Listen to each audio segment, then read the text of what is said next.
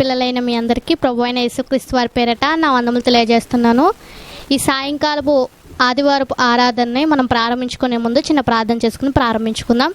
అందరు కళ్ళు మూసుకున్నట్లయితే ప్రార్థన చేసుకుందాం. పరలోకమందున మా కన్న తండ్రి మాకెంతో విలువైన సమయాన్ని మీరు మాకు అనుగ్రహించినందుకు మీకు తెలియజేస్తున్నాం తండ్రి. ఈ ఆరాధన అంతటిలోనూ మీరే మాకు తోడుగుండి మాకు కావాల్సిన వాక్కులను మీరు మాకు అందిస్తారని కోరుకుంటున్నాం తండ్రి. పాటల ద్వారా మీరే మహిమ పొందుతారని కోరుకుంటూ మాకు ఏ వాక్కులైతే తండ్రి వినిపించాలని చిత్తంలో ఉందో తండ్రి ఆ వాక్కులను మీరు మాకు అందజేస్తారని కోరుకుంటూ వచ్చిన ప్రతి ఒక్కరు మీరే జ్ఞాపకం చేసుకుంటారని కోరుకుంటూ ఇచ్చిన ప్రార్థన కూడా మా ప్రియరక్షకుడైన యేసుక్రీస్తు పేట వేడుకుంటున్నాం తండ్రి. ఆమేన్. ఒక కీర్తన పాడుకుందామండి.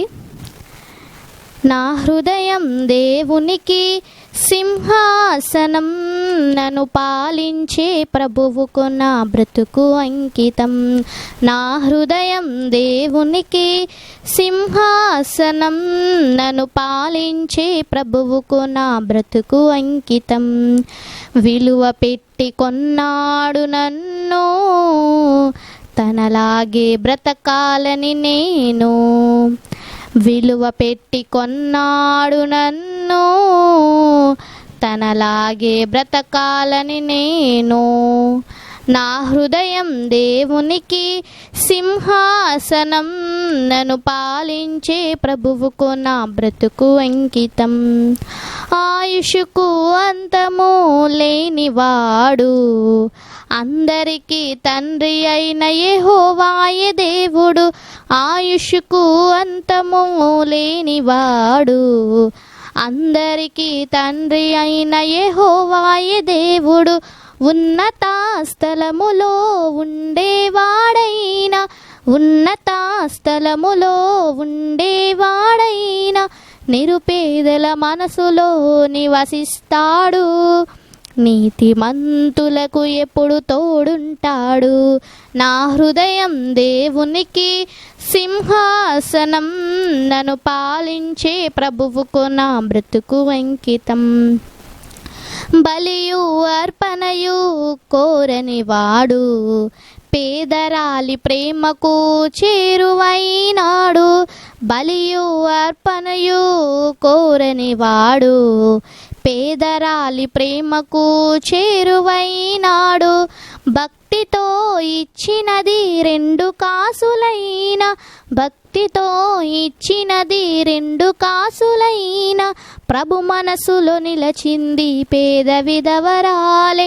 జీవమిచ్చిన ఆమె ధన్యురాలే. నా హృదయం దేవునికి సింహాసనం, నన్ను పాలించే ప్రభువుకు నా బ్రతుకు అంకితం. చేతులెత్తి స్తుతి చేసిరి నాటి పూర్వీకులు, చేతలతో స్తుతించాలి నేటి క్రైస్తవులు. చేతులెత్తి స్తుతి చేసిరి నాటి పూర్వీకులు, చేతలతో స్తుతించాలి నేటి క్రైస్తవులు. ప్రభువాని పిలుపుకే పరలోకము రాదు, ప్రభువాని పిలుపుకే పరలోకము రాదు.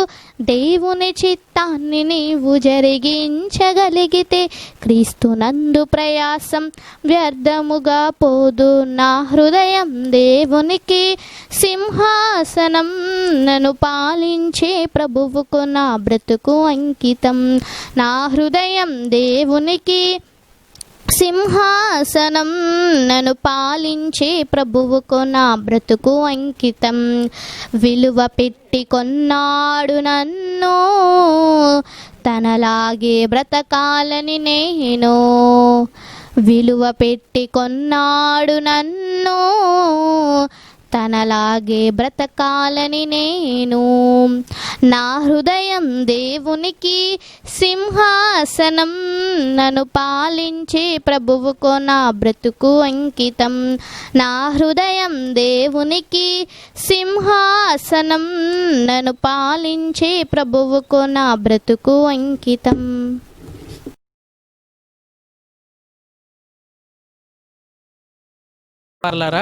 కూడి వచ్చిన మీ అందరికీ యేసుక్రీస్తు వారి పేరిట నా వందనాలు. ముందుగా చిన్న ప్రార్థన చేసుకుని దేవుని మాటల్లోనికి వెళ్దాం. అందరూ కళ్ళు మూసుకున్నట్లయితే ప్రార్థన చేసుకుందాం. పరలోకమందున మా కన్న తండ్రి, ఇంత చక్కటి సమయాన్ని సందర్భాన్ని మాకు దయచేసినందుకు వందనాలు తండ్రి. చక్కగా ఈరోజు అంచె దినాల కోసం మేము తెలుసుకుని చుండగా మీ అపారమైన కృపను మా వైలో ఉంచండి తండ్రి. నేను చక్కటి సమయంలో మీ వాక్యాలు వినే భాగ్యాన్ని మాకు దయచేసిన కొందనాలు తండ్రి. వినబడుతున్న వాక్యం కోసం వినగలిగే చెవి, గ్రహించగలిగే హృదయం, లోబడే జీవితాన్ని మా అందరికీ దయచేస్తారని కోరుకుంటూ, మరల తండ్రి పిలుచుకునే భాగ్యాన్ని మా అందరికీ దయచేస్తారని ఈ చిన్ని ప్రార్థన యేసుక్రీస్తు వారి నామమున అడిగి వేడుకున్నాం తండ్రి. ఆమేన్. ప్రియమైన దేవుని వారలారా, ఈరోజు మనం ముందుగా ఇవ్వబడిన అంశాన్ని కోసమైతే ఈరోజు మనం ఆలోచించబోతున్నాం. అదే కడవరి కాల క్రైస్తవ్యంలో కరువైనది ఏమిటి. మరలా చెబుతున్నాను, కడవరి కాల క్రైస్తవ్యంలో కరువైనది ఏమిటి. ఈరోజు ప్రపంచంలో మనం చూడగలిగితే ఎక్కువ శాతము క్రైస్తవులు ఉన్నట్టుగా మనకి కనిపిస్తూ ఉంది. ఈ క్రైస్తవులు కూడా అనేక విధములైన ఆచారాలతో, అనేక విధములైన నమ్మకాలతో, అనేక విధాలుగా శాఖలుగా విడిపోయి విభజన చేసుకొని ఈరోజు ప్రపంచంలో వారి యొక్క ఉనికిని సాగిస్తున్నట్లుగా మనకు కనిపిస్తుంది. ఇలాంటి క్రైస్తవ్యం ఉన్న దేశాల్లో మనం ఆలోచించగలిగితే, క్రైస్తవ్యము చూడడానికి సంఖ్యా బలానికి ఎంతో గొప్పగా కనిపిస్తున్నప్పటికీ మనలో కూడా కొన్ని లోపాలు ఉన్నట్లుగా మనం చూడగలం. అయితే క్రైస్తవుని గురించి మనం చెప్పుకోవాల్సిన ఒక ముఖ్యమైన అంశం ఏమిటంటే, ఈ క్రైస్తవ్యాన్ని స్థాపించిన, లేకపోతే ఈ క్రైస్తవ్యాన్ని భూమి మీదకు తీసుకొచ్చిన ఒకే ఒక వ్యక్తి, ఆయనే యేసుక్రీస్తు వారు. ఆ యేసుక్రీస్తు వారు భూమి మీదకి ఈ క్రైస్తవ్యాన్ని తన స్వార్థతో తీసుకొచ్చారు. ఆ తీసుకొచ్చిన ఆయన 2000 సంవత్సరాల క్రితం ఆయన భూమి మీద నుంచి తన సొంత లోకానికి వెళ్ళిపోయిన ఆ యొక్క క్రైస్తవ్యం యొక్క శక్తి అనేది తగ్గిపోనట్లుగా మనకి కనిపిస్తూ ఉంది. ఇంకా మనం ఆలోచించగలిగితే, ఒకప్పుడు ఏ నమ్మకంతో అయితే క్రీస్తులోనికి అనేక మందికి క్రైస్తవులుగా మారారో, ఇప్పటికీ అదే నమ్మకంతో క్రైస్తవులుగా కొనసాగుతున్నట్లుగా కూడా మనకు కనిపిస్తుంది. అందుకే క్రైస్తవ్యము ఈరోజు ప్రపంచంలో అనేక మంది చేత ఆదరించబడుతుంది. ఇంకా రోజు రోజుకి వీరి యొక్క జనాభా కూడా అనేక మంది ఇందులో పెరుగుతున్నట్లుగా మనకు కనిపిస్తుంది. ఎందుకంటే ముఖ్యమైన విషయం ఏంటంటే, ఇది ఒక ప్రపంచంలో మిగతా విశ్వాసాల్లో ఇది ఒక మతం కాదండి, ఇది ఒక మార్గము అని మనం చెప్పుకోవచ్చు. ఎందుకంటే మతాన్ని స్థాపించిన వాడు చనిపోయిన తర్వాత ఆ మత స్థాపకుడి యొక్క మాటలు ఎవరూ పట్టించుకోరు, కానీ వారి సొంత నిర్ణయాలతో మతాన్ని ముందుకు నడిపిస్తూ ఉంటారు. అందుకే చూడండి, ఒకప్పుడు గొప్ప గొప్ప వారు కొన్ని మతాలు స్థాపించారు. ఆ మాటలు ఇప్పటికీ చాలామంది మర్చిపోయి వారి సొంత మాటలను మతాల్లో చొప్పిస్తూ మతోన్మాదులుగా మారిపోతున్న వారు అనేక మంది మనకు కనిపిస్తూ ఉంటారు. కానీ ఈ క్రైస్తవ్యం అనే మార్గంలో మనం క్రీస్తుకు లేక పరలోకానికి అతి చేరువగా వెళ్ళడానికి ఇది మనకి ఎంతగానో సహాయం చేస్తుంది. అయితే క్రైస్తవ్యంలో మనం అప్పటి నుంచి ఇప్పటి వరకు ఒకే బైబిల్ని కొనసాగిస్తున్నాం. అప్పటి నుంచి ఇప్పటి వరకు క్రైస్తవులమైన మన గురి కూడా పరలోకం చేరుకోవాలని ఒక గురి మాత్రమే మనకుంది. అప్పటి నుంచి ఇప్పటి వరకు మన మార్గదర్శి యేసుక్రీస్తు వారి మాత్రమే.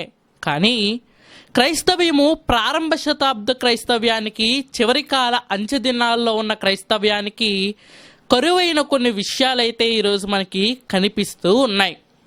అసలు కరువు అనే పదాన్ని కోసం మనం ఆలోచిస్తే, కరువు అనే పదం వెనకాల ఉన్న అర్థము లేకపోవటము, లేక ఉన్నదాన్ని కోల్పోవటము అని మనం చెప్పుకోవచ్చు. ఈరోజు ప్రపంచంలో 2 రకాల కరువులు మనకి కనిపిస్తూ ఉంటాయి. అదేంటంటే, ఏవీ లేకపోతే కరువు వస్తుంది, ఇంకొకటి ఉన్నది ఎప్పటి వరకు ఉన్నది ఒక్కసారిగా కోల్పోయాం అనుకోండి, దాన్ని కరువు అని మనం చెప్పుకోవచ్చు. ఈరోజు ప్రపంచంలో కరువుని మనం ఎక్కువగా మాట్లాడుకునే దేనికోసం అంటే నీటి కొరత కోసం మాట్లాడుకుంటూ ఉంటాం. అలాగే ఆహార కొరత కోసము కరువుని మనం చెప్పుకుంటూ ఉంటాం.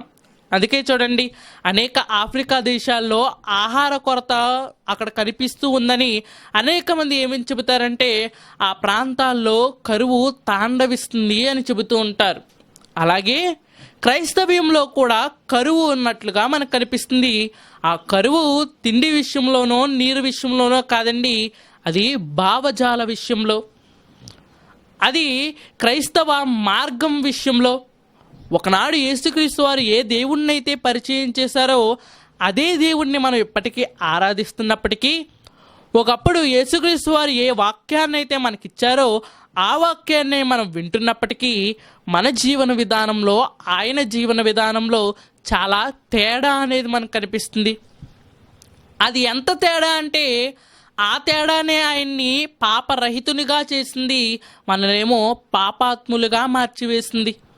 ఆయన నమ్ముకున్న తండ్రినే మనము నమ్ముకున్నాము, ఆయన చేతపట్టిన పాత నిబంధనే మనము కూడా చేతపట్టుకున్నాము. ఆయన ఎలాగైతే ప్రార్థన చేశాడో మనము కూడా అలాగే ప్రార్థన చేస్తున్నాము. కానీ ఆయన పాపము లేనివాడిగా ఎలా ఉన్నాడు, ఈరోజు మనం పాపముతో నిండిపోయిన వారిగా ఎలా మారిపోయాం? కారణం ఏమిటంటే ఆయనలో ఉన్న కొన్ని లక్షణాలు, ఆయన పాటించిన విషయాలు ఈరోజు మనం పాటించలేకపోతున్నాము. ఆ పాటించలేని మన జీవితాలు లోపాలు కలిగి ఉన్నట్లుగా ఈరోజు కనిపిస్తున్నాయి. యేసుక్రీస్తు వారు భూమి మీద నుంచి ఆయన వెళ్ళిపోతున్నప్పుడు ఆయన అంటున్నాడు, తండ్రి నీవు నాకు ఇచ్చిన పని నేను సంపూర్ణముగా నెరవేర్చాను అని చెబుతున్నాడు. ఆయన అలాగా సంపూర్ణుడిగా నిలబెట్టిన విషయాలు ఏమిటి? ఆయన జీవితంలో ఆయనకి మనకి మధ్య వ్యత్యాసాన్ని చూపిస్తున్నది ఏంటి? క్రైస్తవుడు అంటే క్రీస్తుని ధరించుకున్నవాడు, క్రీస్తుని పోలి నడుచుకునేవాడని మనం చెప్పుకుంటూ ఉన్నాం కదా. ఈరోజు మతాలలో ఎలాగైతే మనుషులు తమ సొంత భావజాలాన్ని పెట్టి ఈరోజు మతం అనేది ఒక మూర్ఖత్వానికి ఎలాగైతే దిక్సూచిగా మారిపోయిందో, ఈరోజు క్రైస్తవ్యంలో కూడా అనేక మంది క్రీస్తును ధరించుకున్నాము అని చెప్పుకుంటూ తమ సొంత విషయాలను, తమ సొంత మాటలను క్రీస్తులోనికి చొప్పించి ఈరోజు క్రైస్తవ్యంలో కుంటుపడే స్థితికి అనేక మంది చేరిపోవటం లేదా? ఆలోచించండి. ఈరోజు క్రైస్తవ్యం క్రీస్తు చెప్పినట్లుగా నడుచుకోగలిగితే ఎంతో గొప్పగా ఉండేది. కానీ ఈరోజు క్రైస్తవ్యం మనం చూడగలిగితే ఎంచు దినాల్లో ఏదో సిద్ధపాటు లేనట్టుగా, పరలోకానికి అర్హులు కానట్టుగా కనిపిస్తుంది. అది శారీరక జీవితమైన, ఆత్మీయ జీవితమైన, సాంఘిక జీవితమైన ఏ జీవితాన్నైనా మనం ఆలోచించగలిగితే ప్రతి జీవితము, ప్రతి క్రైస్తవుని జీవితము సిద్ధపాటు లేనట్టుగా మనకు కనిపిస్తుంది. అందుకే ఈ కడవరి కాల క్రైస్తవ్యంలో అసలు కరువైనది ఏమిటి? క్రైస్తవుల్లో ఉన్న లోపం అనేది ఏమిటి? పరలోకానికి వెళ్ళవలసిన క్రైస్తవులు, దేవుడు ఎన్నుకున్న ప్రజలైన క్రైస్తవులు పరలోకానికి కాకుండా పాతాళానికి వెళ్ళిపోవడానికి గల కారణం ఏమిటి? ఆలోచిద్దాము. ముందుగా ఒక నిజమైన క్రైస్తవుడు ఎలా ఉండాలో, ఆ క్రైస్తవుని యొక్క భావజాలం, మైండ్ సెట్ ఎలా ఉండాలో పౌలు గారు ఒక చక్కటి మాటనైతే రాయించారు. ఆ మాటనైతే చూపించి నేను ముందుకు వెళ్ళాలి అనుకుంటున్నాను. చూడగలిగితే కొరింథీయులకు రాసిన 2వ పత్రిక, అందరూ మీ బైబిల్ తీసి చూడగలిగితే కొరింథీయులకు రాసిన 2వ పత్రిక 6వ అధ్యాయము 1వ వచనం. కొరింథీయులకు రాసిన 2వ పత్రిక 6వ అధ్యాయము 1వ వచనము. కాగా అందరూ తీసి చూడగలిగితే కొరింథీయులకు రాసిన 2వ పత్రిక 6వ అధ్యాయం 1వ వచనం. కాగా మేము ఆయన తోడి పనివారమై మీరు పొందిన దేవుని కృపను వ్యర్థము చేసుకొనవద్దని మిమ్మల్ని వేడుకొనుచున్నాను. అనుకూల సమయమందు నీ మొరను ఆలకించి తిని రక్షణ దినమందు నిన్ను ఆదుకుంటిని అని ఆయన చెప్పుచున్నాడు కదా. ఇదిగో ఇప్పుడే మిక్కిలి అనుకూలమైన సమయము, ఇదిగో ఇదే రక్షణా దినము. మా పరిచర్య నిందింపబడకుండా నిమిత్తము ఏ విషయంలోనైనాను అభ్యంతరమేమియో కలుగజేయక. జాగ్రత్తగా ఆలోచిస్తే ప్రతి ఒక్క క్రైస్తవుని జీవితము లేక ప్రతి ఒక్కరి విశ్వాస జీవితము ఎలా ఉండాలంటే ప్రామాణికంగా వారికి ఉండవలసిన లక్షణం ఏంటో చెబుతున్నాడు. అదేంటంటే క్రైస్తవుడు రేపున్నదిలే, రేపు చేసుకుందాంలే అని ఎప్పుడూ ఆలోచించడు. ఈరోజు లోకంలో ఉన్న వాళ్ళు రేపు చేసుకుందాము, రేపు అనే విషయాన్ని ఎక్కువగా వాడుతూ ఉంటారేమో. కానీ క్రైస్తవునికి దేవుడు చెబుతున్నది ఏంటంటే ఇప్పుడే నీకు సమయం ఉందేమో, రేపు నీకు సమయం లేదేమో. ఆలోచించండి. ఈరోజు ప్రభువు నీకు ఇచ్చాడు, ఒకవేళ ఆయన రాకడ సంభవిస్తే నువ్వేం చేయగలవు? కనుక నీకు ఇవ్వబడిన కాలము ఎంతో ముఖ్యమైనది. ఈరోజు ఈ కాలం విలువ తెలియకే అనేక మంది భూమి మీద వ్యర్థంగా బ్రతకటం లేదా? ఆలోచించండి. భూమి మీద లోకంలో గడిపినంతసేపు దేవునికి ఇవ్వలేకపోతున్నారంటే గల కారణము వారికి మొట్టమొదటి విషయము వారికి కాలాన్ని ఇచ్చిన దేవుని విలువ అర్థం కాలేదు. రెండవది ఆ కాలాన్ని యొక్క విలువ కూడా వారికి అర్థం కాలేదు. గడిచిన కాలము గతము మన జీవితంలోనికి మరలా రాదు. ఉన్న సమయాన్ని మనము దేవునిలో ఖర్చు పెట్టాలి అని పౌలు గారు ఎందుకు చెబుతున్నారంటే, పౌలు గారు దేవునిలోనికి రాకముందు ఆయన జీవితము సౌలుగా మనకు కనిపిస్తుంది. సౌలుగా ఉన్నప్పుడు ఒకవేళ నిజంగా పౌలుగా మారిన తర్వాత అతను ఏమనుకుని ఉండొచ్చు అంటే, నేను ఇంతకు ముందే మారుంటే బాగుండేది కదా, నేను ఆ యొక్క స్టెఫెనును చంపకపోయి ఉంటే బాగుండేది కదా. కానీ అతను అనుకున్నంత మాత్రాన, అతను ఊహల్లోనికి వచ్చినంత మాత్రాన అతను గతాన్ని మార్చగలడా? అతను ఆ గతాన్ని చెరిపివేయగలడా? కాబట్టి చెబుతున్నాడు, ఉన్నది ఈ సమయమే, ఈ సమయంలోనే మీరు రక్షణా దినము ఇప్పుడే మీరు సిద్ధపాటు కలిగి ఉండాలి. ప్రభువు వస్తాడని ఎదురు చూడాలి. ఉండగలుగుతున్నామా? లోకం ఎలాగైతే రోగాలతో నిండిపోయిందో క్రైస్తవ జీవితం కూడా లోపాలతో నిండిపోయింది. రోగాలతో నిండిపోయిన వాడు మన మధ్య ఉండకూడదని ఎలాగైతే కోరుకుంటున్నామో, దేవుడు కూడా లోపాలతో ఉన్నవాడిని పరలోకానికి రానివ్వకూడదని ఆయన కోరుకుంటున్నాడు. అందుకే ప్రకటన గ్రంథంలో ఆయన ఒక మాట చెబుతున్నాడు, భయపడేవాళ్ళు, విచరించే వాళ్ళు, దొంగతనం చేసేవారు, అబద్ధాలు ఆడేవారు, వీరందరూ నాశనగుండమైన రెండవ మరణంలోనికి వాళ్ళందరూ త్రోయబడతారు అని చెబుతున్నాడు. లోకము ఆరోగ్యవంతుని కోరుకుంటుంది, దేవుడు పరిశుద్ధుడైన వారిని కోరుకుంటున్నాడు. ఉండగలుగుతున్నామా? క్రైస్తవుడైన విలువైన పేరును పట్టుకొని దేవుని ఉన్నతమైన రాజ్యంలో స్థానాన్ని సంపాదించుకోవాలని అనుకునే కదా క్రీస్తులోనికి వచ్చావు. ఈరోజు క్రీస్తులోనికి మనం వచ్చామంటే ఏదో శారీరకమైన అవసరతల కోసం వస్తే వారు నామకార్థ క్రైస్తవులు, వారిని పక్కకు పెట్టండి. కానీ ఈరోజు మనం క్రీస్తు మళ్ళీ పరలోకానికి నడిపించగలడనే కదా భూమి మీద ఆయన నమ్ముకుని మనం పని చేస్తున్నాము. ఆయన చేస్తున్నామంటే గల కారణం ఏమిటంటే పరలోకానికి ఆయన మనల్ని చేరుస్తాడనే నమ్మకమే కదా. ఆలోచించండి. కానీ మనం నమ్మగలుగుతున్నామా? ఆలోచించండి.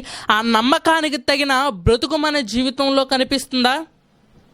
అదే చెబుతున్నాడు, సిద్ధపాటు కలిగి ఉండాలి. పరిశుద్ధ పరచబడిన వారిగా మీరు మీ జీవితాల్లో కనిపిస్తూ ఉండాలి. ఉండగలుగుతున్నామా?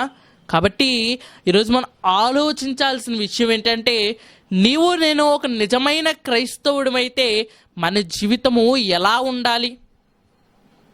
ఆలోచించండి. ఈరోజు భూమి మీద మనం పనికి వెళ్ళిన చోట సమయం అయిపోతుంది అని మనం తెలియకనే సిద్ధపడుతూ ఉంటాం. ఇంటికాడు ఉద్యోగానికి వెళ్ళే టైం అయింది, 8 అయింది అనుకోండి, 8 గంటలకల్లా నేను ఉద్యోగానికి రెడీ అవ్వాలి, ఆ టైంకి ఆ సిద్ధపాటు కలిగి ఉంటాము. ఉద్యోగంలో టైం అయిపోయింది అనుకోండి, మరలా ఇంటికి రావడానికి సిద్ధపడుతూ ఉంటాం. అలాగే భూమి మీదకి ఆయన దేవుడు నిన్ను సిద్ధపరిచే పంపించాడు. ఒక యథార్థవంతుడిగా ఇప్పుడు నీవు సిద్ధపరచబడిన మనస్సు కలిగిన వాడవై పరలోకానికి వెళ్ళడానికి సిద్ధపాటు కలిగి ఉన్నావా? ఆలోచించండి. ఆయన చెబుతున్నాడు, రేపు సిద్ధపడతానులే, రేపు సిద్ధపాటు కలిగి ఉంటానులే, రేపు నేను ప్రభు వస్తాడు అనే నమ్మకం అయితే మనకు లేదు. ఇందుకే ఈ మాటలన్నీ ఆయన 2000 సంవత్సరాల క్రితము యేసుక్రీస్తు వారు బ్రతికి చనిపోయిన కొన్నేళ్లలోనే చెబుతున్నాడు. అప్పుడే వారంతలా అంచెదినం కోసం భయపడితే ఈ చివరి దినాలుగా భావిస్తున్న మనము ఇంకెంత భయపడి ఇంకెంత త్వరగా సిద్ధపడాలి? ఆలోచించండి. పౌలు గారి కాలంలోనే ఆయన అంచెదినాలని చెబుతున్నాడు. పౌలు గారి కాలంలోనే ఆయన ఇది చివరి గడియ అని చెబుతున్నాడు. నిజానికి అప్పుడు భూకంపాలు రాలేదు, అప్పుడు యుద్ధాలు జరగలేదు, అప్పుడు ఇలాంటి భయంకరమైన రోగాలు అయితే లేవు. కానీ వాటన్నిటి నడుమ బ్రతుకుతున్న మనమేమో చాలా దర్జాగా బ్రతుకుతున్నామండి. ఇంకా కొంతకాలం ఉందాములే అన్న తీరుబడిగా బ్రతుకుతున్నాం. కనుక ఆలోచించగలిగితే పౌలు గారు ఒక తొందరపాటుతో, ఒక భయముతో, ఒక జాగ్రత్తతో చెబుతున్నాడు. ఎందుకు ఇంత జాగ్రత్తగా చెబుతున్నాడని మనం ఆలోచిస్తే, ఆ సిద్ధపాటు లేకపోతే భూమి మీదనే నీవు విడిచిపెట్టబడతావు. భూమి మీద విడిచిపెట్టబడితే భూమి మీద దర్జాగా బ్రతకచ్చని అనుకుంటున్నారేమో. ఈ నాశనమయ్యే భూమితో పాటు మనము నాశనమైపోయి నిత్యాగ్నిదండనైన పాతాళానికి వెళ్ళిపోతాం. కాబట్టి ఆ పరలోకానికి వెళ్ళాలంటే ఎలాంటి సిద్ధపాటు కలిగి ఉండాలి? సిద్ధపాటు అనే సంగతిని ముందు పక్కన పెట్టండి. ముందు మనం ఎలా పరిశుద్ధపరచబడాలి? మనలో కొన్ని లోపాలు ఉన్నాయని మనకి తెలుసు, మనలో ఉన్న పరిశుద్ధాత్మ దేవునికి తెలుసు. అందుకే కొన్నిసార్లు మనల్ని హెచ్చరిస్తూ ఉంటాడు. కాబట్టి ఆ లోపాలను మనం ఎలా తీసుకోవాలి ఆలోచించండి. ఈరోజు శారీరకంగా ఉన్న ఒక రోగానికి సంబంధించిన లక్షణాలు మనలో కనిపిస్తూ ఉంటాయి కదా. పాతాళానికి వెళ్ళిపోయే వాళ్ళలో కూడా కొన్ని లక్షణాలు మనకి కనిపిస్తూ ఉంటాయి. ఆ లక్షణాలు ఏంటి? ఈరోజు క్రైస్తవ సమాజాన్ని పట్టి పీడిస్తున్న ఆ యొక్క దుర్గుణాలు ఏంటి? ఆ లోపాలు ఏంటి? వాటిని ఎలా సవరించుకోవాలి? ఈ విషయాలైతే ఈరోజు మీకు చెప్పాలి అనుకుంటున్నాను. 3 విషయాలైతే మీకు గుర్తు చేయాలి అనుకుంటున్నాను. అందులో మొట్టమొదటిది ఏంటంటే, నీవు అభ్యంతర కారణమై ఉండకూడదు. అది నీ శరీరమైనా, నీ ఆత్మైనా, నీ మనస్తత్వమైనా, దేవుని కార్యానికి లేక దేవుని సంకల్పానికి నీ యొక్క బ్రతుకు కానీ, నీ యొక్క ఆత్మీయ జీవితం కానీ అడ్డంగా ఉండకూడదు. ఎందుకని మనం ఆలోచించాలి? ఎందుకు అభ్యంతర కారణముగా ఉండకూడదు అని మనం ఆలోచిస్తే, ఒక మాట బైబిల్లో రాయబడింది. ఆ మాట అయితే మీకు చూపించాలి అనుకుంటున్నాను. మత్తయి సువార్త 18వ అధ్యాయము 7వ వచనం. మత్తయి సువార్త 18వ అధ్యాయము 7వ వచనం చూడగలిగితే, అభ్యంతరముల వలన లోకమునకు శ్రమ, అభ్యంతరములు రాక తప్పవు గాని ఎవరి వలన అభ్యంతరము వచ్చెనో ఆ మనుషునికి శ్రమ కాగా, నీ చేయి అయినను నీ పాదమైనను నిన్ను అభ్యంతరపరచిన ఎడల దాని నరికి నీ యొద్ద నుండి పారవేయము. 2 చేతులను 2 పాదములను కలిగి నిత్యాగ్నిలో పడవేయబడుట కంటే కుంటివాడవుగాను అంగహీనుడుగాను జీవములో ప్రవేశించుట నీకు మేలు అని చెబుతున్నాడు. ఇక్కడ ముఖ్యంగా దేవుని పని అభ్యంతరపరిచేది, దేవుని పని ఆటంకపరిచేది ఏంటంటే, ఈరోజు ప్రపంచంలో ఎవరూ దాన్ని అదుపు చేయలేకపోతున్నారు. అదే మానవ దేహము. ఈరోజు ప్రపంచంలో మనిషి తనకన్నా పెద్దదైన ఒక ఏనుగుని అతను లోపరుచుకొని అతను దాన్ని అదుపు చేయగలుగుతున్నాడు.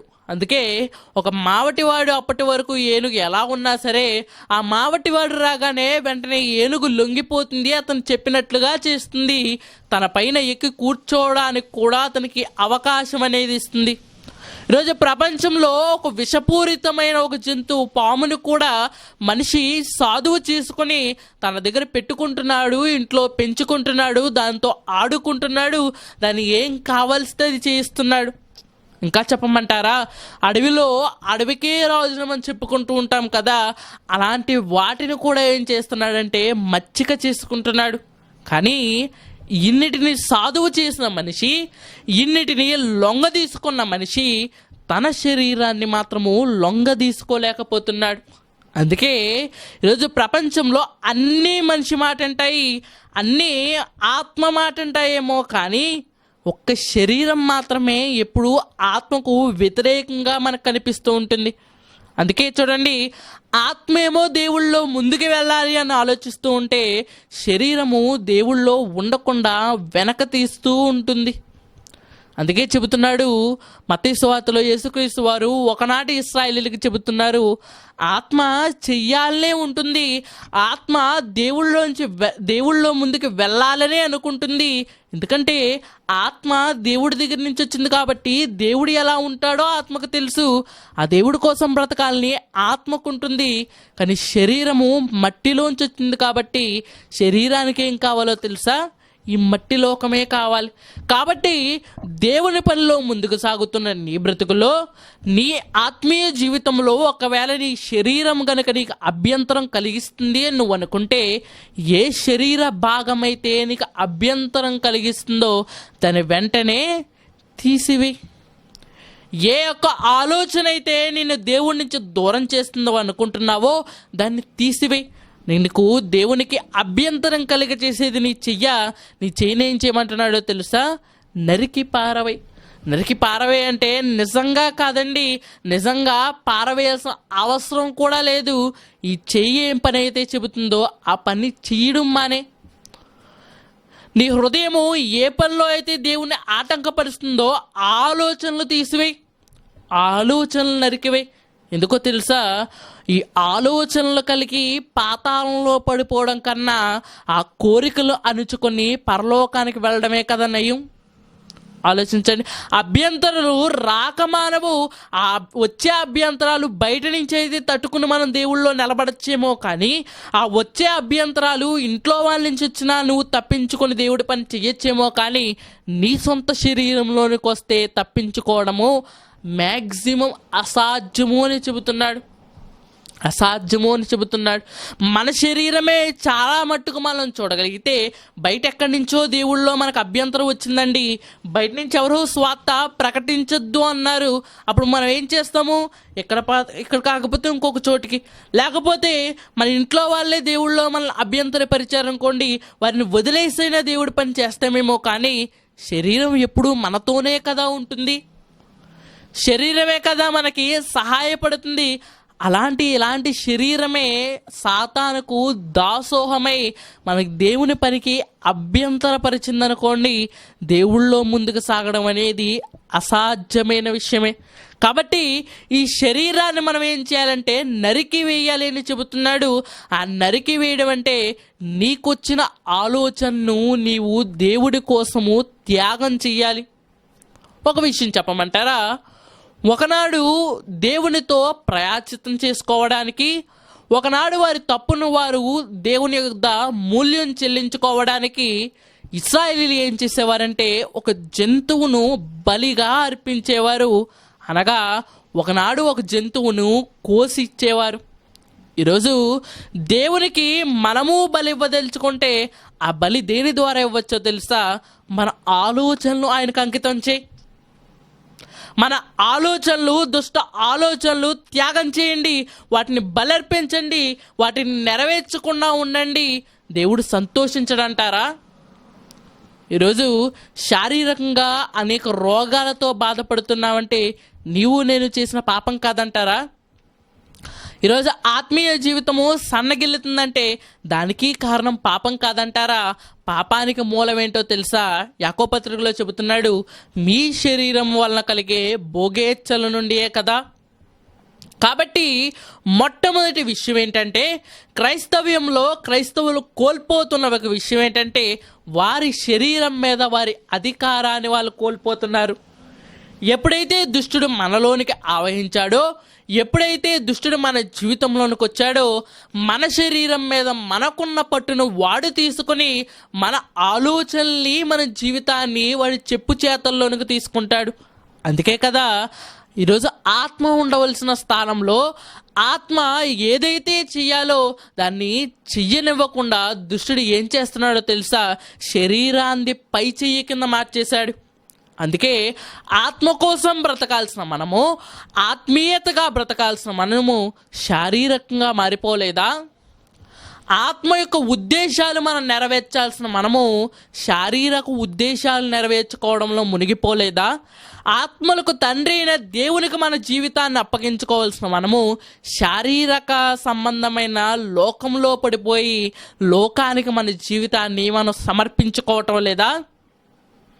కాబట్టి ఈరోజు క్రైస్తవ జీవితంలో ఈ చివరి కాలంలో క్రైస్తవుల్లో అనేక మంది తప్పిపోవడానికి గల కారణం ఏంటంటే వారి భోగేచ్ఛల నిమిత్తమే కదా.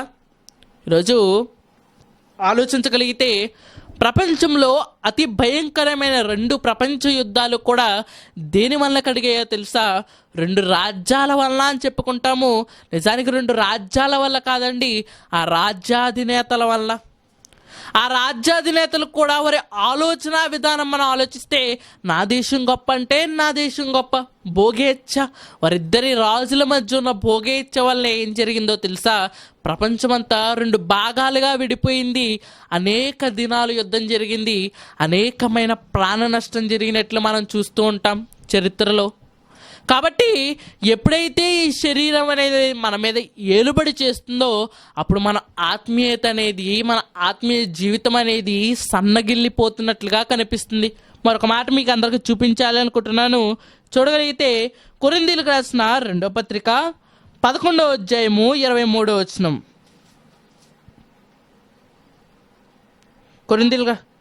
కొరింథీయులకు రాసిన 2వ పత్రిక 11వ అధ్యాయం 23వ వచనం.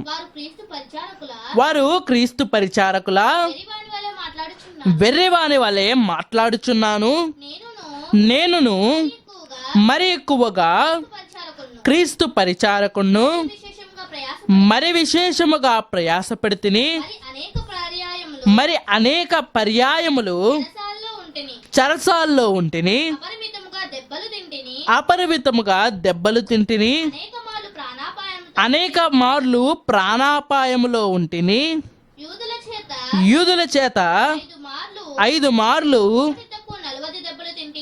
1 తక్కువ 40 దెబ్బలు తింటిని. 28వ వచనం కూడా. ఇవియోను గాక సంఘములన్నిటిని గూర్చిన చింతయు కలదు, ఈ భారము దినము నాకు కలుగుచున్నది.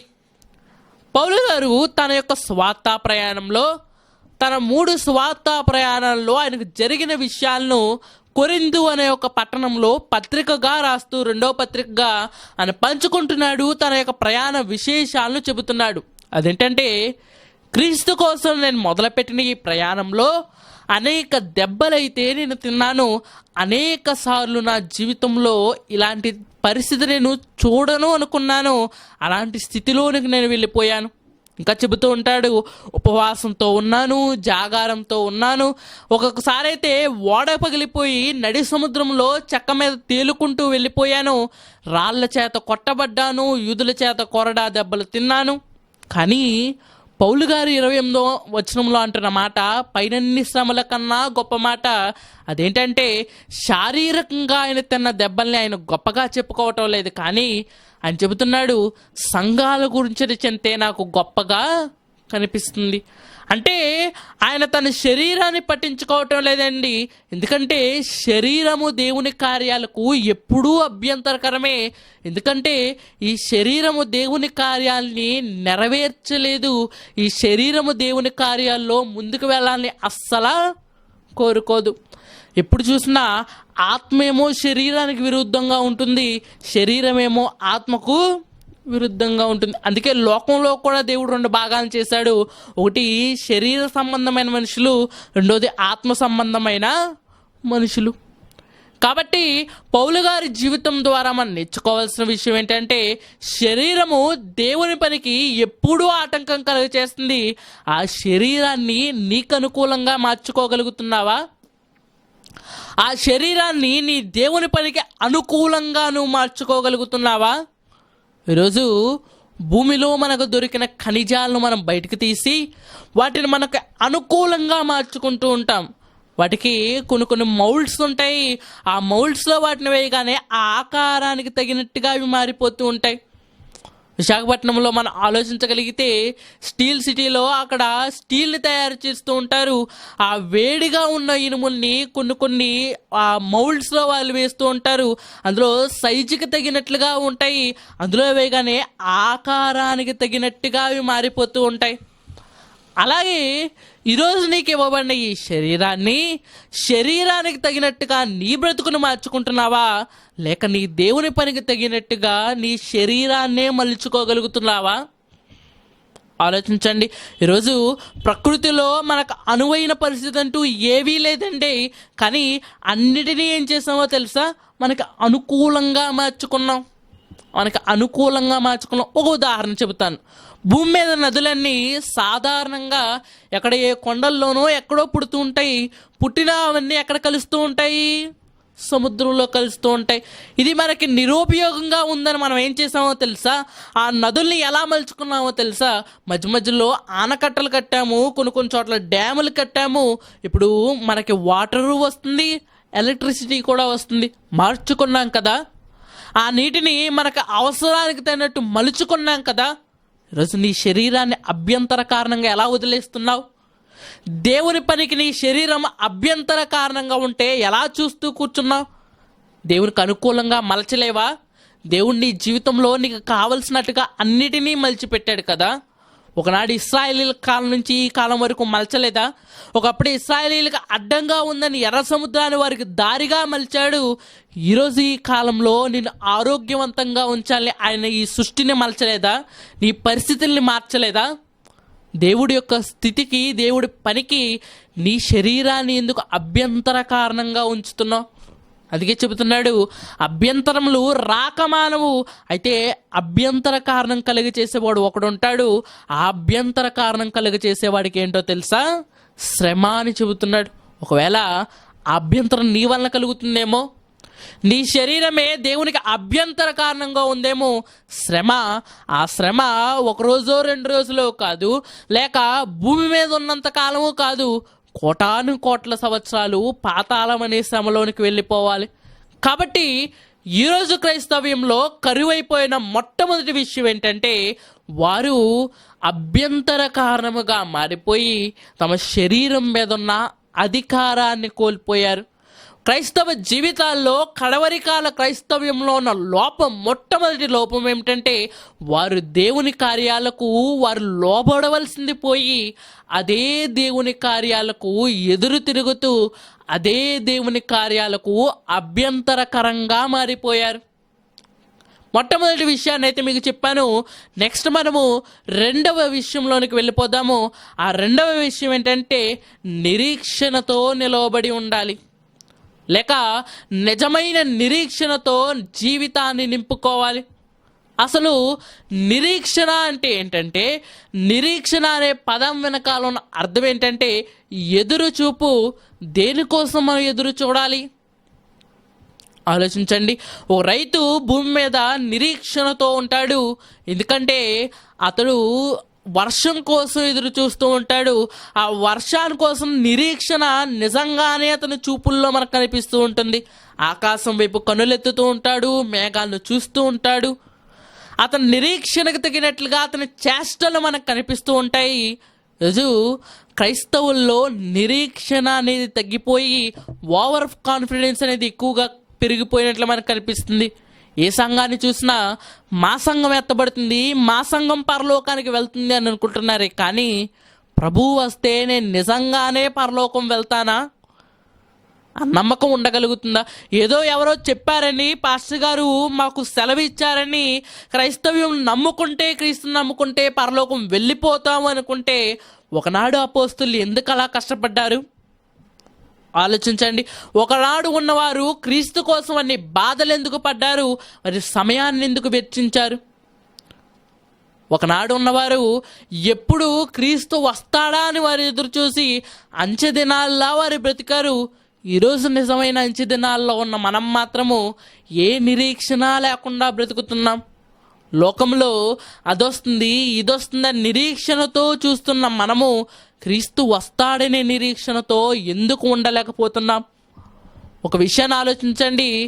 ఒకనాడు దేవుడు నిరీక్షణకు నిజస్వరూపాన్ని ఇచ్చే కదా ఈ భూమిని కలుగు చేసింది. నిరీక్షణకు ఆధారంగానే కదా మనల్ని రక్షించింది. అదే నిరీక్షణ నీలో నాలో లేకపోతే నిరీక్షణ లేని వాడికి భయం ఉండదు, నిరీక్షణ లేని వానికి ఎదురు చూపు ఉండదు, సిద్ధపాటు ఉండదు. వాడు నిద్రపోతున్నట్టుగా తన జీవితాన్ని గడుపుతూ ఉంటాడు. యేసుక్రీస్తు వారు ఒక ఉపమానాన్ని అయితే ఆయన జీవితంలో ఆయన చెప్పాడు. ఆయన బ్రతిక ఉండగా అదేంటంటే 10 మంది కన్యకల కోసం చెబుతున్నారు. 10 మంది కన్యకలు ఎవరి కోసం చూస్తున్నారు? ఆలోచించండి, 10 మంది కన్యకులు ఎవరి కోసం చూస్తున్నారు? పెండ్లి కుమారులు. అందులో 5 నిజమైన నిరీక్షణ కలిగిన వారు, 5 నిజమైన నిరీక్షణ లేనివారు. ఎందుకంటే 5 ఎందుకు ఉన్నవారు, 5 ఎందుకు లేనివారని చెబుతున్నానంటే, నిజమైన నిరీక్షణ ఉన్నవారు నిరీక్షణకు తగిన సిద్ధపాటు కలిగి నూనె తెచ్చుకున్నారు. మిగతా 5 పేరుకే నిరీక్షణ, కానీ వారి దగ్గర నూనె అనేది మనకి కనిపించదు. కాబట్టి ఎవరైతే నిరీక్షణ కలిగి ఉన్నవారో వారు ప్రభుతో పాటు వెళ్ళారు. ఎవరైతే నిరీక్షణ లేని వారిగా ఉన్నారో వారు విడిచిపెట్టబడ్డారు. కాబట్టి నిరీక్షణ అనేది ఎలా ఉండాలి మన బ్రతుకుల్లో, అది కూడా ఇదే బైబిల్ గ్రంథంలో రాయించాడు. చూడగలిగితే యోహాను రాసిన మొదటి పత్రిక 2వ అధ్యాయము 28వ వచనం.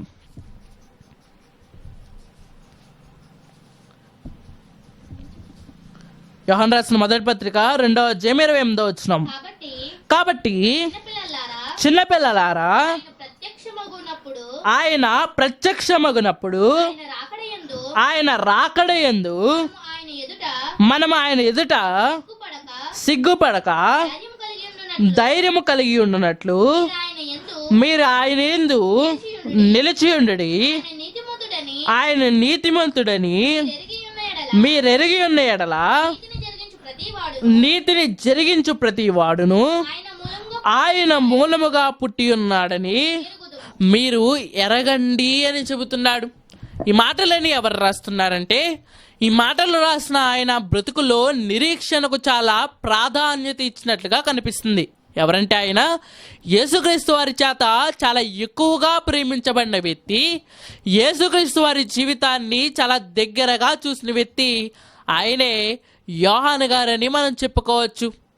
ఇంతకీ యోహాను గారికి నిరీక్షణ విషయం ఎలా తెలిసిందంటే, ఆయన యేసుక్రీస్తు వారి జీవితాన్ని చాలా దగ్గరగా అబ్జర్వ్ చేశారు.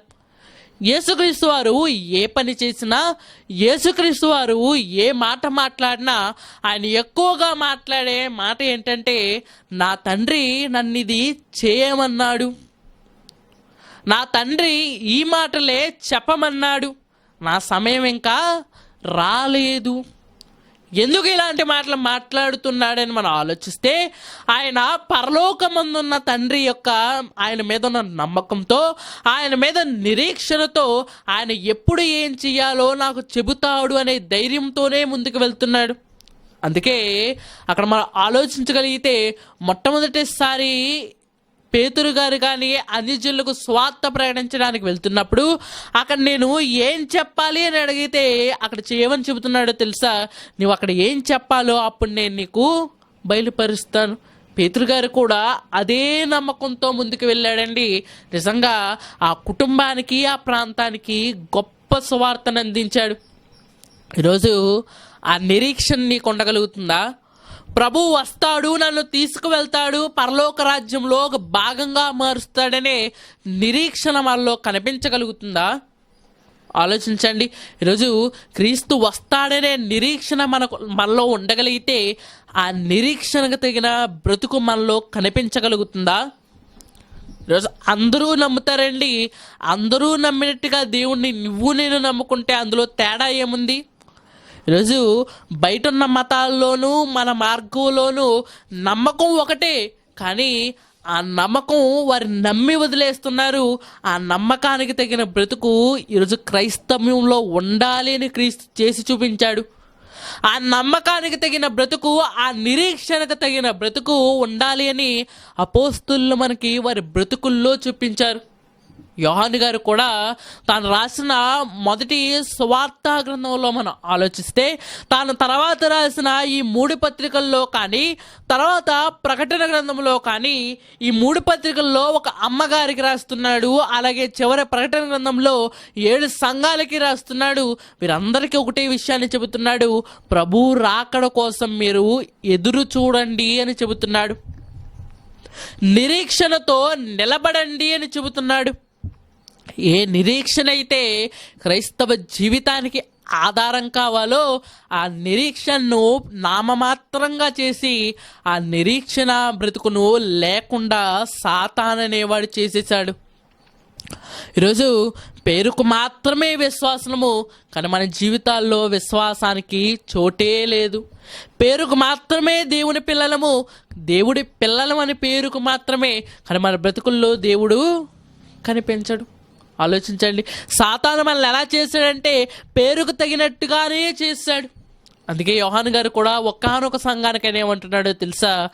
జీవించుచున్నావన్న పేరు మాత్రం నీకున్నది, కానీ నీవు మృతుడవే అని చెబుతున్నాడు. కాబట్టి నాకు నిరీక్షణ ఉంది, దేవుడి మీద నాకు నమ్మకం ఉంది నువ్వు చెప్పుకుంటే కాదు, నీ బ్రతుకులో ఆ నమ్మకాన్ని నువ్వు చూపించగలుగుతున్నావా? నీ సిద్ధపాటు ఏది? రైతు ఆకాశం వైపు చూసి ఆకాశంలో మబ్బులు వస్తే, ఒకవేళ వర్షాలు ఆరంభమైతే తాను ఏ పని అయితే చేయాలో ఆ పని ప్రారంభిస్తాడు. తన నిరీక్షణకు తగిన జీవితాన్ని అతను బ్రతుకుతాడు కదా. ఈరోజు నేను ప్రభు వస్తాడనే నిరీక్షణ వల్ల ఉండగలిగితే ఆ నిరీక్షణకు తగిన బ్రతుకు ఏది? ఆలోచించండి. ఆ నిరీక్షణకు తగిన జీవనం మనలో కల్పించగలుగుతుందా? ప్రభు వస్తాడు, వచ్చినప్పుడు సిద్ధపాటు కలిగి జీవితాన్ని నువ్వు జీవించగలుగుతున్నావా? ఆలోచించండి. ప్రభు వస్తాడు, తీసుకువెళ్తాడు, ఆ తీసుకువెళ్ళడానికి నీ జీవితము అర్హమైనదిగా కనిపిస్తుందా? ఆలోచించండి. మరొక మాట మీ అందరికీ చూపించాలి అనుకుంటున్నాను. చూడగలిగితే పేతురు రాసిన రెండో పత్రిక 1వ అధ్యాయము 12వ వచనం. పేతురు రాసిన రెండో పత్రిక 1వ అధ్యాయము 12వ వచనం. కాబట్టి అందరూ చూడగలిగితే పేతురు రాసిన రెండో పత్రిక 1వ అధ్యాయం 12వ వచనం చదవండి. కాబట్టి మీరు సంగతులు తెలుసుకొని మీరు అంగీకరించిన సత్యమందు స్థిరపరచబడి ఉన్నను, వీటిని గూర్చి ఎల్లప్పుడూ మీకు జ్ఞాపకము చేయుటకు సిద్ధముగా ఉన్నాను. మరియు మన ప్రభువైన యేసుక్రీస్తు నాకు సూచించిన ప్రకారము నా గుడారమును త్వరగా విడిచిపెట్టవలసి వచ్చినదని ఎరిగి నేను ఈ గుడారములో ఉన్నంత కాలము ఈ సంగతులను జ్ఞాపకము చేసి మిమ్మును రేపుట న్యాయమని ఎంచుకొనుచున్నాను. పేతురు గారు తాను భూమి మీద ఇంకెంతో కాలం ఉండనని తెలిసి ఈ గుడారాన్ని, తాను ధరించుకున్న శరీరాన్ని వదిలిపెట్టాలని తెలిసి తన సంఘాలకు, ఆయన యోహాను గారిలాగే అనేక సంఘాలు అయితే ఆయన స్థాపించారు. ఆ పేతురు గారు స్థాపించిన సంఘాలకు కొన్ని లేఖలైతే ఆయన రాస్తున్నాడు. ఏమంటున్నాడంటే ప్రభు వస్తాడు అని చెబుతున్నాడు. ఇంకా ఏమని చెబుతున్నాడంటే నా గుడారాన్ని నేను త్వరగా విడిచిపెట్టాలి. మీరు ప్రభువు వస్తాడనే నమ్మకాన్ని గురించి నేను ఎక్కువగా ఎందుకు చెబుతున్నానంటే ఈ మాటల ద్వారా మిమ్మల్ని రేపాలి అనుకుంటున్నాను. మీ ఆత్మీయ జీవితాలను ఇంకెంతగానో నేను మండించాలి అని అనుకుంటున్నాను. మీ నిరీక్షణను మరింత గొప్పగా అభివృద్ధి చేయాలి అని అనుకుంటున్నాను. చేయగలుగుతున్నామా? రోజు రోజుకి మన నిరీక్షణ పెరగగలుగుతుందా, సన్నగిల్లుతుందా? ఈరోజు లోకంలో ఉన్నవారు అనేక మంది ఏమనుకుంటున్నారంటే ఈ క్రైస్తవులు ఎప్పుడు చూసినా ప్రభు రాకడా అని చెబుతూ ఉంటారు. ఒకప్పుడు మొదటి ప్రపంచ యుద్ధంలో ఆ కాలంలో ఉన్న క్రైస్తవులు ఏమన్నారో తెలుసా? యుద్ధాలు వచ్చేస్తున్నాయి కాబట్టి ఇప్పుడే ప్రభు రాకడా అన్నారు, కానీ ప్రభు రాకడా అప్పుడు రాలేదు. మొన్నేమో భూకంపాలు వచ్చినప్పుడు ఆ మధ్య ఎక్కువగా అప్పుడు కూడా ప్రభు రాకడన్నారు, కానీ అప్పుడు ప్రభు రాకడ రాలేదు. ఆ మధ్య ఎబోలా వైరస్ వచ్చింది, అప్పుడు ప్రభు రాకడన్నారు, అప్పుడు ప్రభు రాకడ రాలేదు. ఇప్పుడేమో ఈ రోగం వచ్చింది, ఇప్పుడు ప్రభు రాకడంటున్నారు. ప్రభు రాకడ ఇంతకీ వస్తుందా రాదా? నిరీక్షణతో ఉన్నవారు కూడా ఈ మాటలు విన్నప్పుడు ఏం జరుగుతుందంటే వారి నిరీక్షణ అనేది సన్నగిల్లిపోతుంది. అయితే నీ నిరీక్షణ సన్నగిల్లిపోయేటట్టుగా ఉండకూడదు. ప్రభువు వస్తాడండి, అది ఇప్పుడైనా కావచ్చు, ఈ క్షణమైనా కావచ్చు. ఆయన వస్తాడు. ఆయన వచ్చే తేదీ సమయం అయితే తెలియదు ఏమో, కానీ ఆయన రావడం మాత్రము ఖచ్చితం. ఆయన ఎప్పుడు వస్తాడో తెలియదు, కానీ ఆయన రావడం మాత్రం కన్ఫామ్గా ఆయన వస్తాడు. ఆ నిరీక్షణ నీలో ఉండగలుగుతుందా?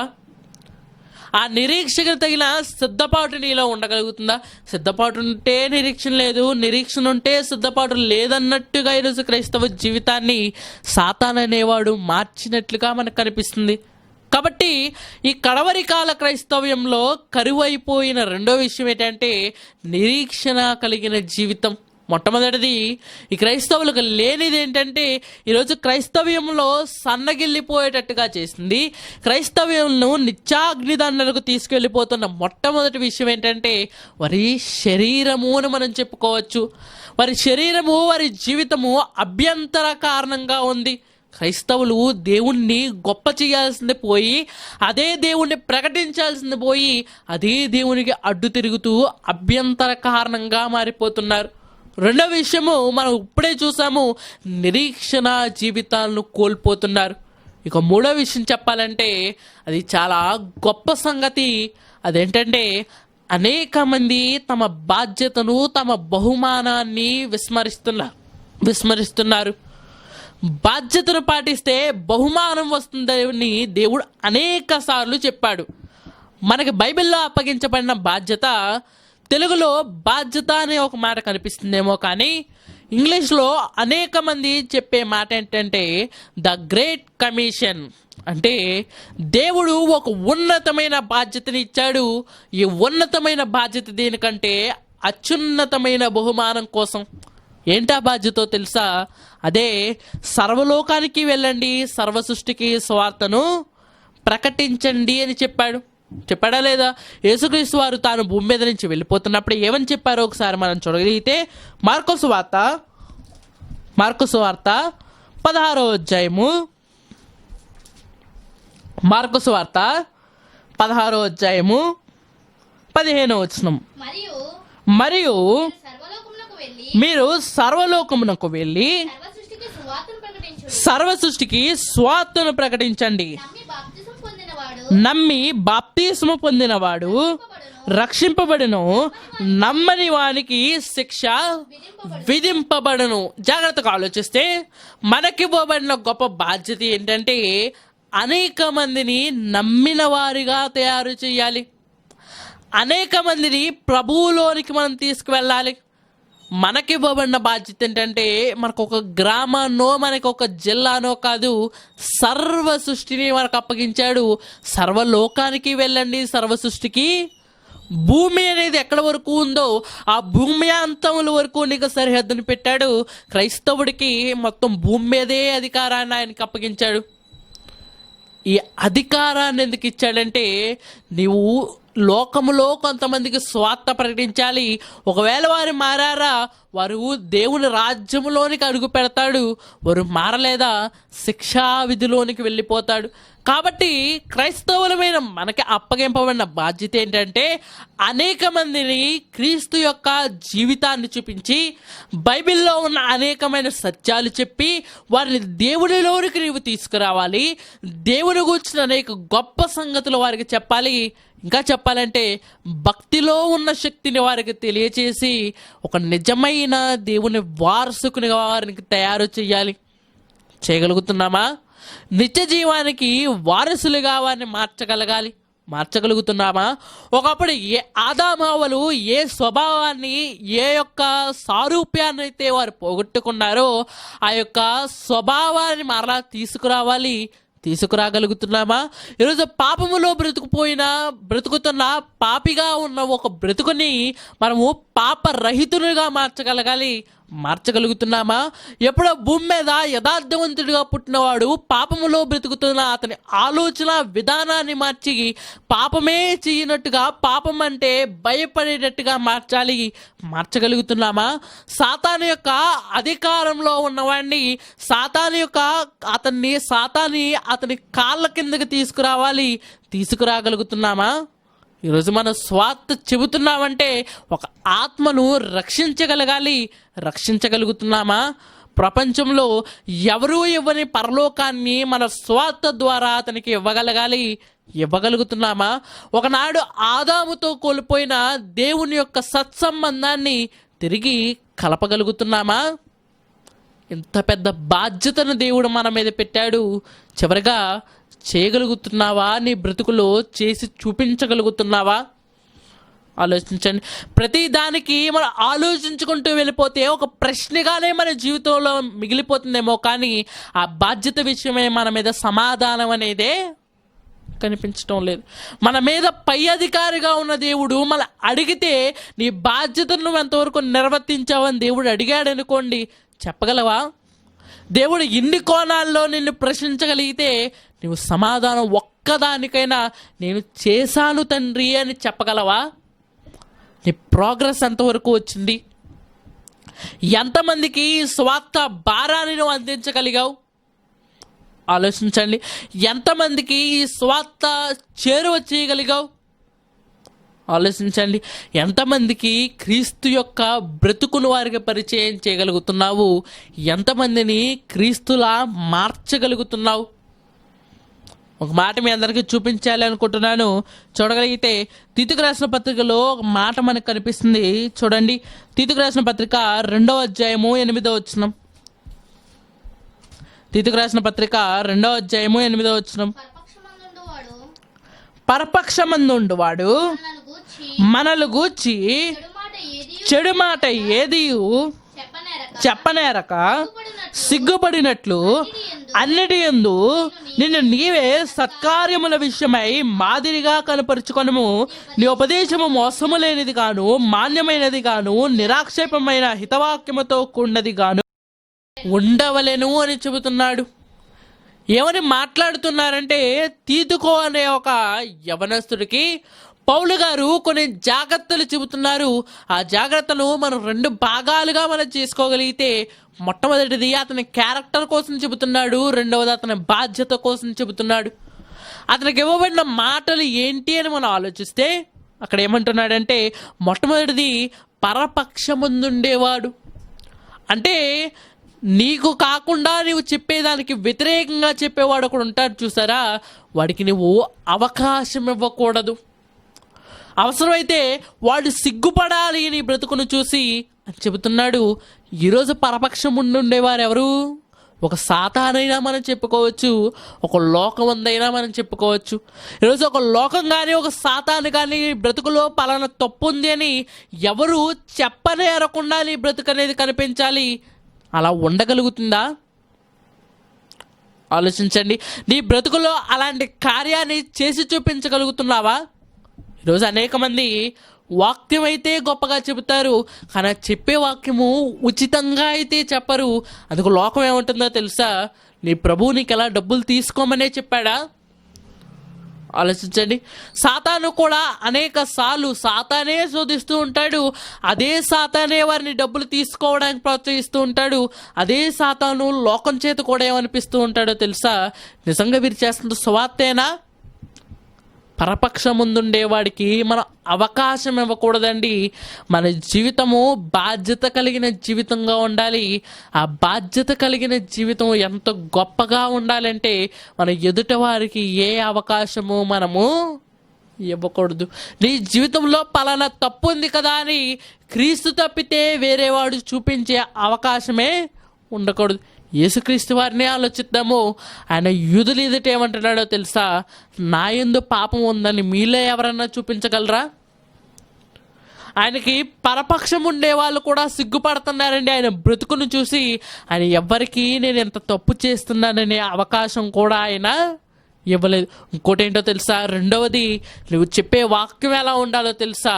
అది మాన్యమైన చదవగలిగితే నీ ఉపదేశము మోసము లేనిది గాను, మాన్యమైనది గాను, నిరాక్షేపమైన హితవాక్యముతో కూడినది గాను ఉండవలెను. నీ వాక్యము నీ ఉపదేశం ఎలా ఉండాలంటే, క్రీస్తు ఎలాగైతే చెప్పాడో, పౌలు గారు ఎలాగైతే చెప్పారో, పేతురు గారు ఎలాగైతే చెప్పారో, బైబిల్లో ఉన్న భక్తులు ఎలాగైతే ప్రకటించారో అదే విధంగా ఉండాలి. ఉండగలుగుతుందా? ఈరోజు లోకంలో మంచి పేరుంటే వాక్యం సరిగ్గా ఉండటం లేదు. వాక్యం బాగుంటే లోకంలో మంచి పేరు ఉండే భక్తులు కరువైపోయారు. క్రైస్తవ్యంలో ఉన్న 3వ కరువైన విషయం ఏంటంటే, వారిలో వాక్యం ఉంటే బ్రతుకుండటం లేదు, బ్రతుకుంటే వారిలో వాక్యం ఉన్నట్టుగా మనకి కనిపించటం లేదు. ముందు వాక్యాన్ని నీ జీవితంలోనికి రానివ్వండి. ఆ తర్వాత నీవు వాక్యంలోనికి వెళ్తే కానీ బైబిల్ని మనం ఓపెన్ చేసిన తర్వాత వాక్యాలు మన బ్రతుకులోంచి వెళ్ళగలిగితే నిజంగా అప్పుడు నీవు నీ బ్రతుకు ఎవరికి ఇంత మాటనే అవకాశం ఇవ్వకుండా ఉంటుంది. చివరగా ఒక మాట అయితే మీకు చూపించాలి అనుకుంటున్నాను. ఎంతో గొప్ప మాట. ఇదే పౌలు గారు తన బ్రతుకును ఉద్దేశించి ఆయన సాక్షార్థంగా ఈ మాట రాయిస్తున్నారు. చూడగలిగితే గలతీ పత్రిక 6వ అధ్యాయము 15వ వచనం. గలతీ పత్రిక 6వ అధ్యాయము 15వ వచనం. కొత్త సృష్టి పొందుటయే కానీ సున్నతి పొందుట ఎందైనను లేదు, పొందకపోవటి ఎందును ఏమీ లేదు. 17వ వచనం. నేను యేసు యొక్క ముద్రలు నా శరీరమందు ధరించి ఉన్నాను, ఇక మీదట ఎవడును నన్ను శ్రమ పెట్టవద్దు. ఇక్కడ ఏమని చెబుతున్నాడంటే ఆయన బ్రతుకులో క్రీస్తు ముద్రలు నా బ్రతుకులో కనిపిస్తూ ఉన్నాయి. క్రీస్తు ముద్రలు అంటే క్రీస్తు ఎలాంటి జీవితం అయితే కలిగి ఉన్నాడో అదే జీవితాన్ని నాలో కూడా కలిగి ఉన్నాను. క్రీస్తు తన జీవితంలో ఎలాంటి భావజాలాన్ని అయితే ఆయన కలిగి ఉన్నారో, ఎలాంటి విధి విధానాలను అయితే ఆయన పాటించాడో కొద్దిలో కొంతైనా ఆ విషయాలు నేను పాటిస్తున్నాను. అందుకే యేసును పోలి నేను నడుచుకుంటున్నానని చెబుతున్నాడు, నన్ను పోలి మీరు నడుచుకోండి అని చెబుతున్నాడు.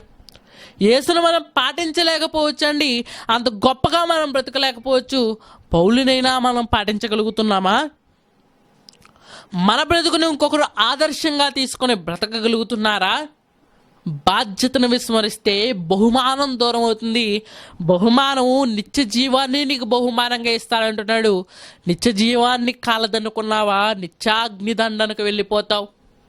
కాబట్టి ఈ అంత్యకాలంలో, ఈ కడవరి కాల క్రైస్తవ్యంలో కరువైనది, లోపం కలిగి ఉన్నదిగా క్రైస్తవ్యం ఎందుకు మారిపోయిందంటే, మొట్టమొదటిది క్రైస్తవులు దేవుని పనికి సహకారులుగా ఉండవలసిన వారు అదే దేవుని పనికి అభ్యంతర కారణంగా మారిపోయారు.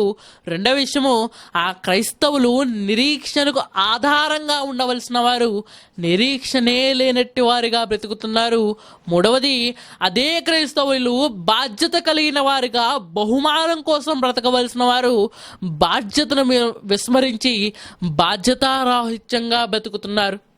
కాబట్టి మనం ఉంటుంది అంత్యకాలం అండి. ప్రభు ఎప్పుడు వస్తాడో తెలియదు, ఎప్పుడు ఈ యొక్క లోకం అనేది గతించి పోతుందో మనకు తెలియదు. భూమి మీద నుంచి వెళ్ళిపోయేలేపు ఆ కొత్త సృష్టిని పొందుకోవడమే మన లక్ష్యం. ఆ కొత్త సృష్టిని పొందుకోవాలంటే లోపం లేని వారినే ఆయన ఆహ్వానిస్తున్నాడు. పరిశుద్ధులుగా యథార్థవంతులుగా ఉన్నవారే కావాలని కోరుకుంటున్నాడు. నిజంగా బాప్తీసం ద్వారా నీవు ఒక పరిశుద్ధుడిగానే మారావు, కానీ లోపాలు ఏం చేస్తున్నాయో తెలుసా?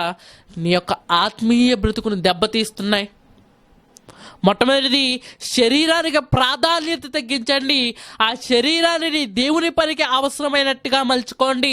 రెండవది, నీ ఆత్మీయ జీవితంలో నిరీక్షణను పెంపొందించుకోండి. మూడవది, నీ ఆత్మను శరీరాన్ని కలిపి దేవుడిచ్చిన బాధ్యతను నెరవేర్చి బహుమానాన్ని పొందుకోండి. ఈ మూడు విషయాలు మనం పాటిస్తే పరలోక రాజ్యానికి అతి సులువుగా మనం చేరుకోవచ్చండి. కాబట్టి సమయం ఇంకా ఉంది, రేపు చెయ్యొచ్చులే, రేపు దేవుని స్వార్థం మనం జరిగించచ్చులే అని మనం అనుకుంటూ ఉండొచ్చు. రేపు ఉంది అని మనం అనుకోవచ్చు. కానీ మొట్టమొదటి మాటలోనే పౌలు గారు ఏమంటున్నారంటే, నేడే రక్షణ దినము, నేడే రక్షణ సమయం. నీకు ఇవ్వబడి ఈ దినముందే ప్రభువు నువ్వు అంగీకరించగలిగితే, ఈరోజే నీకు ఇవ్వబడి ఈ బ్రతుకును నీవు ముందుకు సాగించగలిగితే క్రీస్తులో నీవు ఇంకా బలంగా నీవు ముందుకు వెళ్ళగలవు. ఒకవేళ ప్రభువా నాకు ఈ శ్రమను తట్టుకునే శక్తి నాకు లేదు, ఈ లోపాలు నేను జయించలేకపోతున్నాను అని నువ్వు అనుకోవచ్చు. మనకివ్వబడిన ఈ జీవగ్రంథమైన బైబిల్ని ఇంకాస్త బాగా మనం రోజు ధ్యానించగలిగితే ఈ వాక్యమే మనకు ఒక సరైన దారినైతే మనకు చూపిస్తుంది.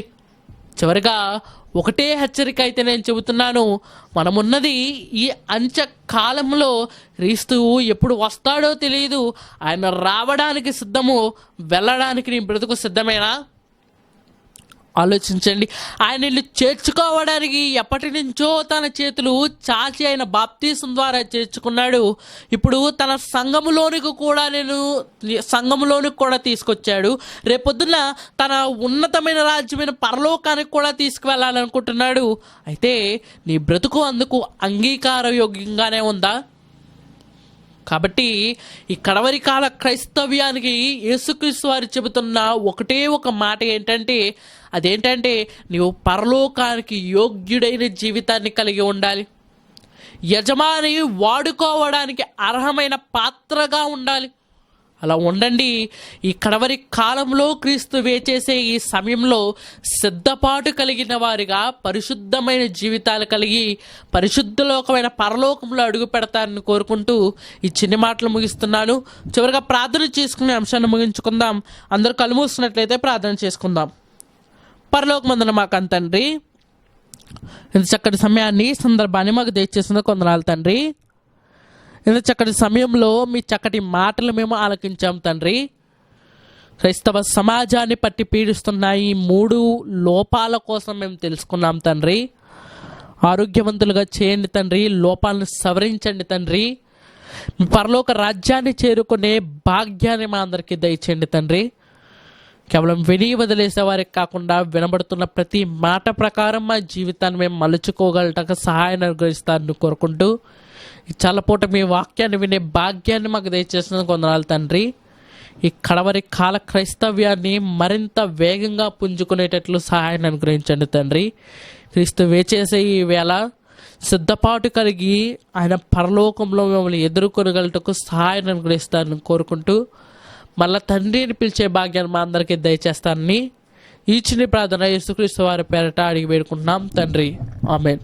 సద్దుగా ఉన్న మీ అందరికీ ప్రభు పేరట నా వందనాలు.